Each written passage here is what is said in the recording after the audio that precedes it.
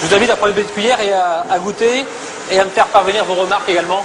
Pourtant, quand arrive le moment de comparer leur glace et une autre sans additifs, ils vont pouvoir se montrer fiers du résultat. Laquelle vous préférez? Celle avec stabilisant. Celle avec stabilisant aussi. Oui, pareil. On dirait une vraie crème glacée. D'accord. Pour eux, il n'y a pas photo. Et pour le consommateur non plus. Mais que trouve-t-on exactement dans ces additifs qui permettent de fabriquer des produits light? Et sommes-nous suffisamment informés sur leur composition?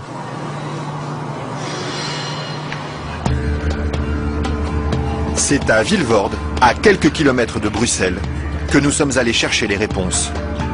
Au bout de cette zone industrielle se cache une usine très discrète, filiale d'un des plus grands groupes chimiques européens. On y fabrique l'un des additifs les plus utilisés par l'industrie, le E441, plus couramment appelé gélatine. Et le responsable commercial de l'usine, Michel Vandenberg, n'est pas peu fier de nous montrer tout ce qu'on arrive à fabriquer avec son produit miracle.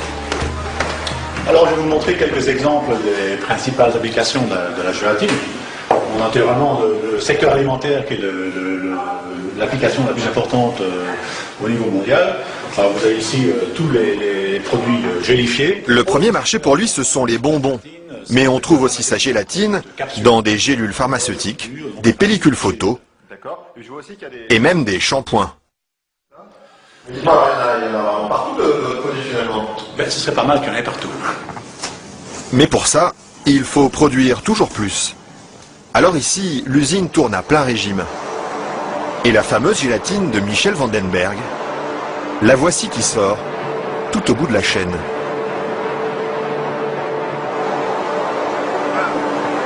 c'est la fameuse gélatine. Ça c'est la gélatine. Ce sont ces spaghettis qui collent aux doigts. Il faut à peu près 3 à 4 jours pour arriver jusqu'ici. De la préparation de la matière première jusqu'à le séchoir ici. 3 ou 4 jours de transformation dans les entrailles d'une usine où ces immenses cuves remplies d'acide et d'eau bouillante font régner une moiteur tropicale.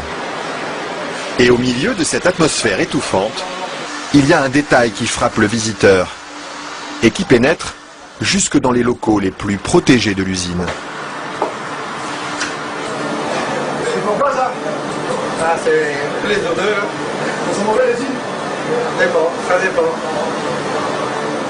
Une odeur âcre, d'acide et de graisse brûlée qui flotte sur tout le site jusqu'à l'extérieur de l'usine.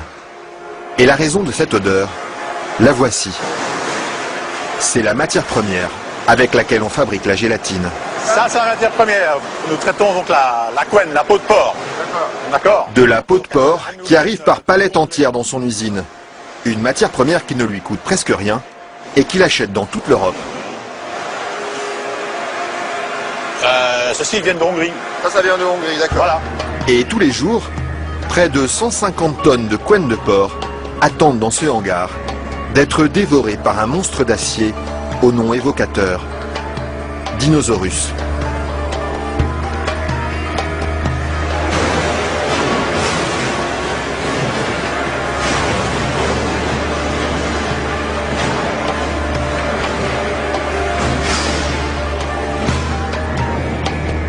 Grâce à cette matière première bon marché, Michel Vandenberg parvient à vendre sa gélatine à moins de 5 € le kilo. Un prix défiant toute concurrence qui lui ouvre sans cesse de nouveaux marchés. Et celui qui marche bien en ce moment, c'est justement le marché des produits light. Attendez, faut pas filmer ça à 1 minute. Mais voilà, ceci, qui est un beurre allégé, 40%. Alors un fromage frais, 0% matière grasse. Et chez lui, on trouve même les plus grandes marques. Grasse. En marque Danone, taille fine. Une mousse liégeoise de chez Auchan. Voilà, une mousse de la laitière. Alors un produit Weight Watcher, donc avec moins de matière grasse, donc pour stabiliser le produit, pour maintenir l'onctuosité des produits, on utilise la gélatine. Un produit que les industriels n'hésitent pas à utiliser en grande quantité. Le seul problème, c'est qu'ils oublient parfois de l'écrire sur les étiquettes. Quand on les regarde, on lit bien la mention gélatine, mais pas l'origine du produit. Ils mettent gélatine, mais ils disent pas quelle est l'origine de la gélatine. Pourquoi? Ils assument pas que ce soit fait à partir de porc. C'est quoi le problème qu'ils ont avec ça? Non, mais je veux dire... Non, parce que c'est un problème, c'est un sujet très sensible. Ouais. Parce qu'il y a quand même les minorités, les minorités musulmanes, juives et autres, qui éventuellement ont des problèmes avec ça. Mais ce serait bien justement de leur dire... Ça, je voudrais pas que... Oui, je sais bien, mais je sais pas s'il faut mettre ça dans l'émission. Mais c'est vrai que, bon...